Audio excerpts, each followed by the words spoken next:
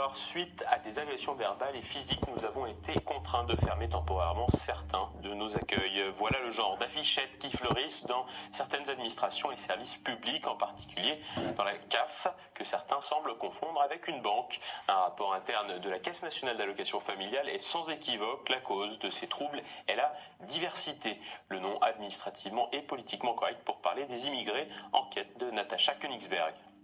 L'extrême diversité des publics accueillis dans les caisses d'allocation familiale exige que chaque caisse se dote de règles et d'outils permettant de prendre en compte la diversité à laquelle elle est confrontée. Voilà ce que le rapport de la CNAF, appelé sobrement « Production d'incivilité et de civilité dans les espaces d'accueil de la branche famille », propose en conclusion. Un rapport de 72 pages qui tourne autour du pot, évidemment. On y parle en termes choisis de ces allocataires d'origine, de langue et de culture très variées, dont la plupart des agents ne connaissent pas les codes sociaux. La réalité, dans certaines CAF soumises à une forte pression de la diversité, c'est d'abord le tutoiement quasi systématique. Viennent ensuite les éclats de voix, puis les injures, enfin les menaces verbales ou physiques, sans parler des crachats, des chaises qui volent, des bureaux retournés et parfois des coups portés à un agent qui sera placé en arrêt maladie, non sans être dissuadé par sa hiérarchie de porter plainte pour ne pas jeter de l'huile sur le feu et risquer de voir les vitres de la CAF voler en éclats et les pneus des voitures des agents crever. La CAF parle dans son rapport d'incompréhension liée à la langue ou à l'illettrisme. Elle accuse même ses agents d'adopter parfois une posture condescendante,